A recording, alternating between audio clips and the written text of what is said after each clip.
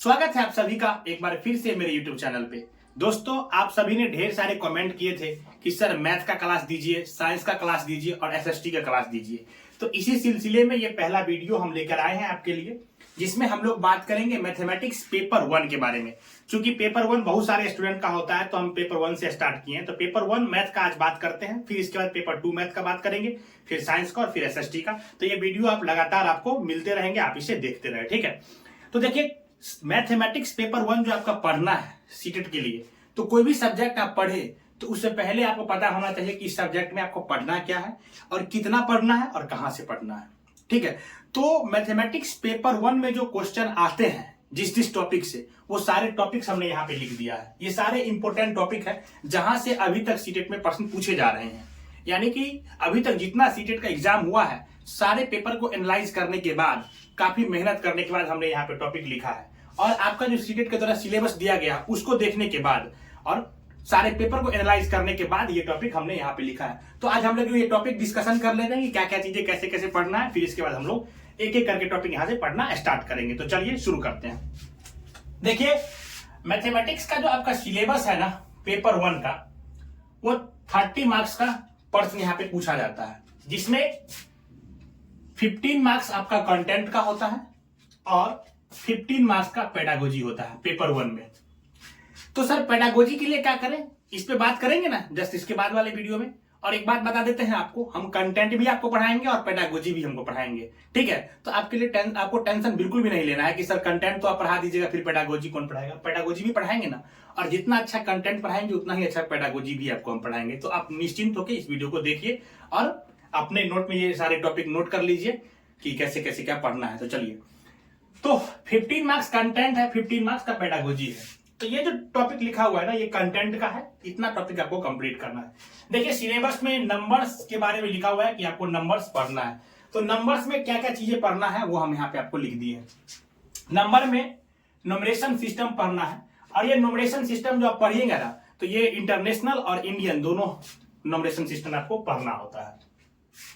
उसके बाद पढ़ना होता है फॉर्मेशन ऑफ नंबर्स, ठीक है। इसके बाद फॉर्मेशन ऑफ नंबर पढ़ना होता है। उसके बाद पढ़ना होता है classification of number. Classification of number में वही हम लोग पढ़ेंगे ना, सारे नंबर का टाइप्स जो है उसको क्लासिफाई करेंगे, तो वो पढ़ना होता है।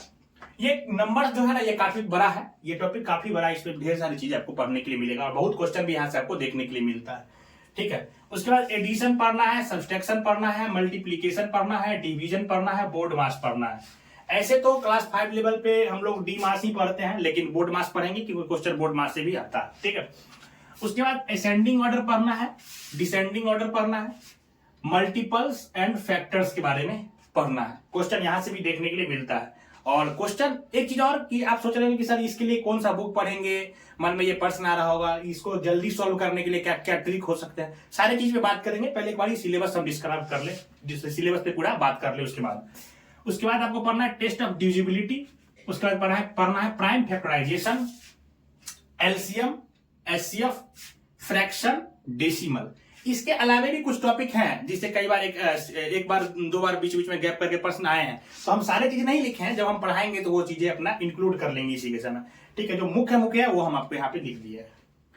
ज्योमेट्री पार्ट में क्या पढ़ना है आपको, एंगल, उसके बाद ट्रायंगल, क्वाड्रिलेटरल्स और पॉलीगन्स के बारे में, ठीक है। तो इस वजह से हम ज्योमेट्री में बहुत सारी चीज, मान लीजिए आप पढ़ेंगे पॉइंट के बारे में, लाइन के बारे में, पैरेलल लाइंस के बारे में, तो वो सारी चीज ना लिखते तो ढेर सारी चीजें हो जाती है। इसमें इंक्लूड है, जब अगर हम एंगल पढ़ेंगे, ट्रायंगल पढ़ेंगे, तो वो सारी चीज, अब एडजेसेंट साइड, वर्टेक्स, डायगोनल, वो चीज थोड़ी लिखते हैं, वो सारी चीज इसमें इंक्लूड है, ठीक है, समझ रहे हैं ना। तो ये मुख्य मुख्य पॉइंट जो है वो हम यहाँ पे आपको लिख कर दे रहे हैं। उसके बाद पढ़ना है shapes and spatial understanding, solid around us, ठीक है। उसके बाद आपको पढ़ना है मेजरमेंट, उसमें पढ़ना है वेट, टाइम, मनी। आपको नहीं दिख रहा होगा तो देख लीजिए, मेजरमेंट है, उसके बाद पढ़ना है वेट के बारे में, उसके बाद पढ़ना है टाइम के बारे में, उसके बाद पढ़ना है मनी के बारे में, ठीक है। इसके बाद पढ़ना है पेरीमीटर्स, एरिया और वॉल्यूम, ठीक है। पेरीमीटर्स, एरिया और वॉल्यूम पढ़ेंगे। इसमें एरिया वगैरह हम लोग निकालना है, स्क्वायर, रेक्टेंगल, ट्रायंगल, इन सब चीजों का पढ़ेंगे, तो वो चीजें आपको यहाँ पे नहीं लिखे हैं। तो ये आपको देखना है कि एरिया है या वॉल्यूम है या पेरीमीटर, ये बेसिक लेवल का ही पढ़ना होता है, ठीक है। चलिए, उसके बाद पढ़ना है डाटा हैंडलिंग, उसके बाद पढ़ना है मीन, मीडियन और मीन, मॉड और मीडियन के बारे में। देखिए मीन मॉड मीडियम से पेपर 2 में भी प्रश्न आते हैं, कभी कभी यहाँ पे भी प्रश्न आपको देखने के लिए मिलता है। तो डाटा हैंडलिंग पढ़ेंगे, उसमें मीन मॉड और मीडियन भी पढ़ लेंगे। उसके बाद पढ़ना है आपको शेप्स के बारे में, पैटर्न के बारे में, इससे प्रश्न आते हैं। शेप के बारे में, पैटर्न के बारे में, नंबर पैटर्न से भी प्रश्न आ जाते हैं, शेप पैटर्न पे भी प्रश्न आ जाते हैं, तो इसको देखेंगे। अलजेब्रा पढ़ना, एकदम बेसिक अलजेब्रा पढ़ना है। यहाँ पे कई दफा क्वेश्चन लैंग्वेज वाले जो होता है ना उसमें अलजेब्रा का यूज करके दे दिया जाता है, तो ये बेसिक अलजेब्रा हम लोग यहाँ पे पढ़ेंगे। और उसके बाद एक चैप्टर और हम लोग पढ़ लेंगे, क्योंकि अगर पेपर 2 आपका और पेपर 1 दोनों होगा तो आपको ऐसे भी तो पेपर 2 में ये पढ़ना ही होता है, रेशियो एंड प्रोपोर्शन। चूंकि ये टॉपिक से कभी कभी प्रश्न 1-2 देखने के लिए मिला है, लेकिन रेशियो और प्रोपोर्शन इसलिए पढ़ना जरूरी है क्योंकि पेपर 2 में ही पढ़ना है और ये क्लास 6 में है, ये टॉपिक है, तो इसलिए सोचे कि पढ़ ले इसको भी। ठीक है, देखिए इसके लिए पढ़ना क्या है। वैसे तो लोग कहते हैं कि 5th क्लास का जो है एनसीईआरटी का बुक पढ़ लीजिए इन सारे टॉपिक को कंप्लीट करने के लिए, लेकिन 5th क्लास के एनसीईआरटी पढ़ने से काम नहीं होगा, क्योंकि 5th क्लास की जो एनसीईआरटी का बुक देखेंगे ना वो एकदम स्टोरी फॉर्मेट में है, तो उसमें ढेर सारे प्रैक्टिस के लिए आपको पर्सन भी नहीं मिलेंगे और कंसेप्ट है एकदम बेसिक कंसेप्ट है, लेकिन क्वेश्चन उससे थोड़ा अप लेवल का आता है। तो 6th क्लास का अगर एनसीईआरटी पढ़ ले तो हो जाएगा आपका काम। तो 5th का पढ़ ले एनसीईआरटी। अगर बिल्कुल बेसिक आपका कमजोर है ना तो जरूर ही 5th का एनसीईआरटी पढ़े, नहीं तो 6th क्लास का एनसीईआरटी पढ़ के आपका काम हो जाएगा। तो 5th के साथ 6th क्लास का एनसीईआरटी पढ़ना जरूरी है।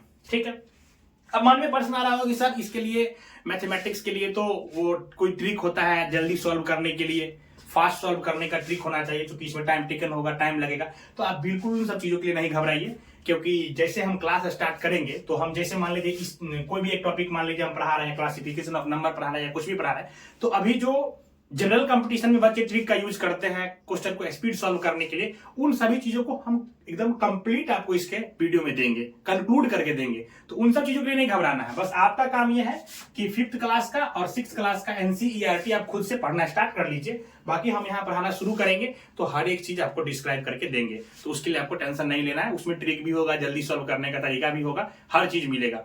तो निश्चिंत रहिए।